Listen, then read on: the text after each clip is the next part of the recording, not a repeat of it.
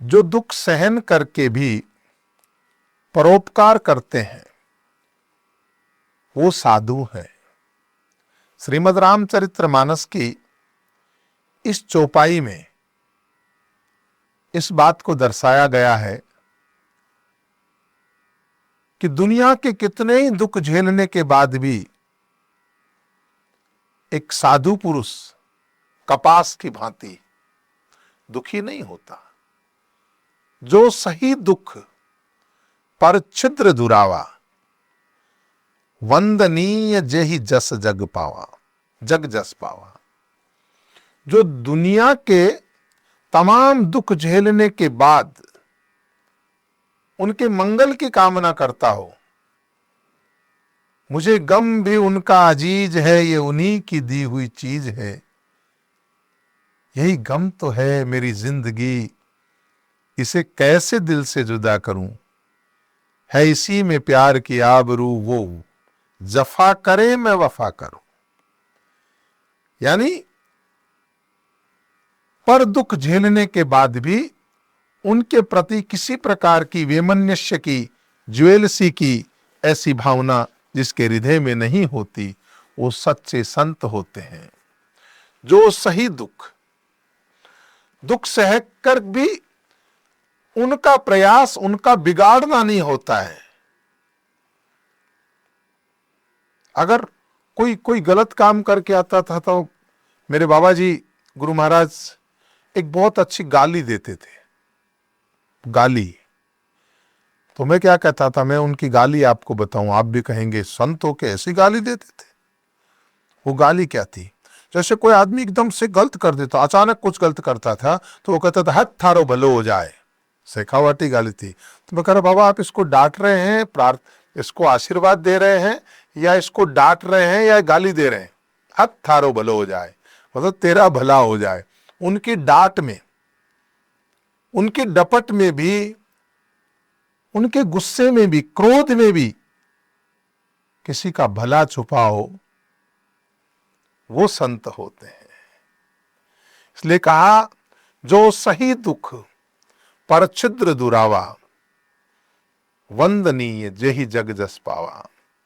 देखो भाई, कपास से तुलना की है। कपास के साथ में जमाना क्या नहीं करता। उसको नोचते हैं, कूटते हैं, तुला पे चढ़ाते हैं, ग्रामीण स्त्रियों द्वारा नखों द्वारा उसको उघेड़ा जाता है, धुनी द्वारा उसको धुना जाता है, जुलाहों द्वारा उसको मांड पिलाया जाता है, गरम प्रेस के नीचे से कपड़े को गुजारते हैं और उसके बाद में उसे कपड़ा बनाते समय काटा जाता है, ऊपर सुइयां चलाई जाती है, लेकिन उसके बाद भी ये वस्त्र हमें इज्जत ही बख्शीश करता है, हमारी शोभाई बनता है। ऐसे ही जो संत हैं वो दुनिया का दुख सहन करने के बाद भी हमेशा व्यक्ति का भला चाहते हैं। अर्थात भगवान ने कहा कि जो पुरुष केवल मेरे ही लिए सब कुछ मेरा समझता हुआ कर्तव्य कर्मों को करता है, जो मेरे परायण है, वो मेरा भक्त है, आसक्ति रहित है, तथा जिसका किसी से बैर नहीं है, निर्वैर सर्वभूतेषु यस्य मामेति पांडवे, जिसके हृदय में बैर भावना नहीं है, हे अर्जुन, वो मुझको प्राप्त होता है। और ऐसे संत मोद प्रदायक होते हैं, आनंद देने वाले होते हैं। भौतिक वस्तुएं सुख प्रदान करती है, लेकिन संतों का संग जीवन में आनंद प्रदान करता है, मोद प्रदान करता है। इसीलिए जो सही दुख पर छिद्र दुरावा, वंदनीय जेहि जग जस पावा, मुद मंगलमय संत समाजू। मुद यानी मानसिक आनंद, एक आनंद होता है सांसारिक आनंद, एक भौतिक आनंद, और एक मन का भीतर का आनंद, उसे मोद कहते हैं। मुद, मुद मंगल, यानी भीतर का आनंदित मंगल, प्रफुल्लता, प्रसन्नता, हृदय की प्रसन्नता। लोग बाहर से बड़ा स्माइल है लेकिन भीतर से कुढ़ रहे, वो प्रसन्नता नहीं, बल्कि भीतर अंग अंग पुलकित हो जाए, वो मोद है। और वो मुद मंगल कौन प्रदान करता है? मुद मंगलमय संत समाजु। ये संत समाज तो मुद मंगलमय है। तो साधु की बात आई थी, साधु चरित्र पे चर्चा कर रहे हैं। तो साधु कौन है? जो साधन कर रहे हैं। साधु और संत में क्या अंतर है?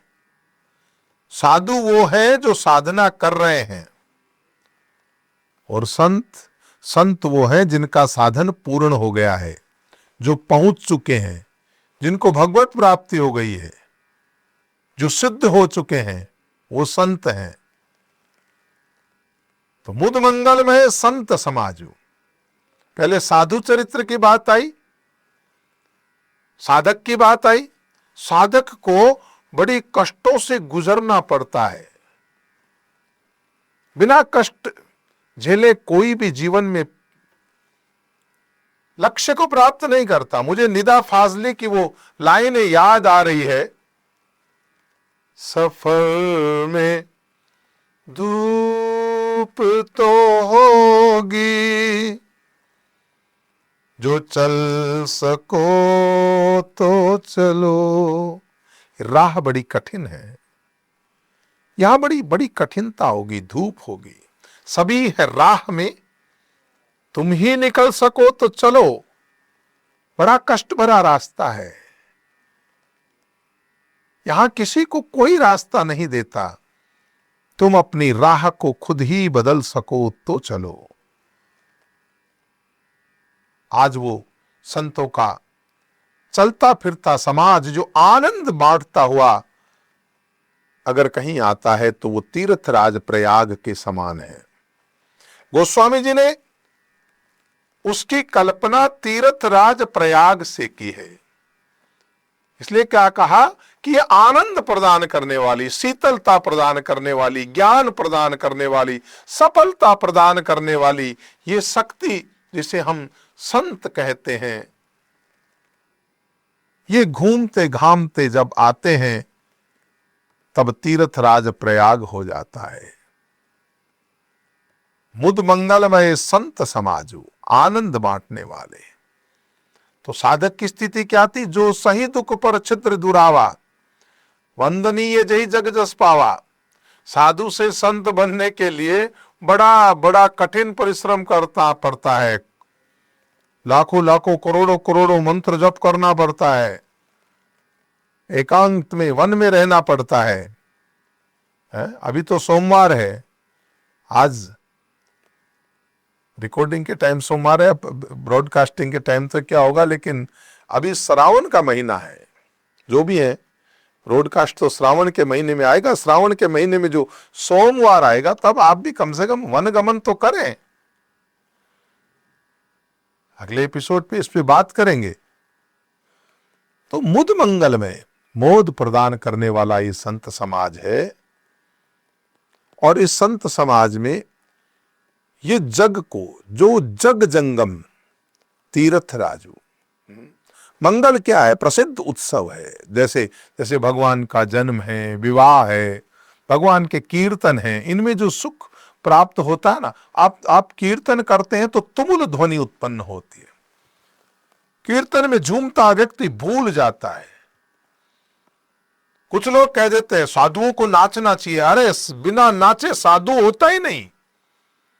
बाबा बुलेशा नाचे, मीरा नाची, घुंघरू बांध मीरा नाची, सूरदास नाचे, अब मैं नाचो बहुत गोपाल। लेकिन जिनको आध्यात्मिक समझ नहीं है वो कहते हैं साधु होकर के नाचते हैं। अरे इस जगत में नाचने से अच्छा है भगवान के आगे नाचें। कीर्तन करें, मुद मंगल में संत समाजू, और इस प्रकार झूमे।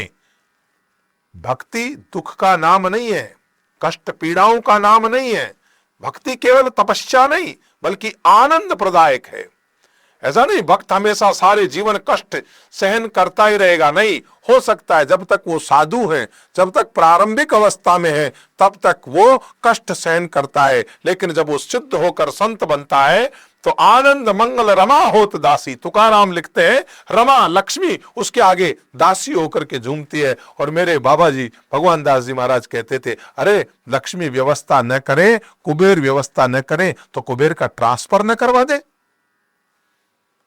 आज इस एपिसोड में हम यही इसका समापन करेंगे कि मुद मंगल में संत समाजू, जो जग जंगम तीर्थ राजू। अब इस संतों के समाज को तीर्थ राज क्यों कहा गया, उसके लिए आप कल के एपिसोड में मैं बताऊंगा कि इसमें कौन कौन सी नदियां हैं और किस तरह से ये नदियां आकर मिलती है।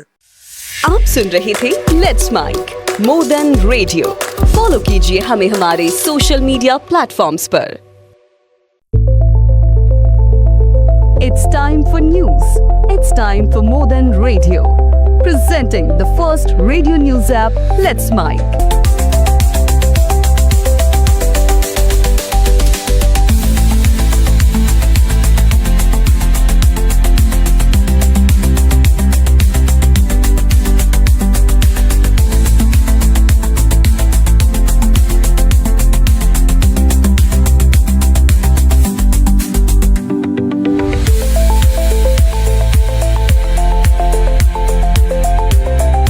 Download the app now from Play Store. Available both on Android and iOS mobile phones.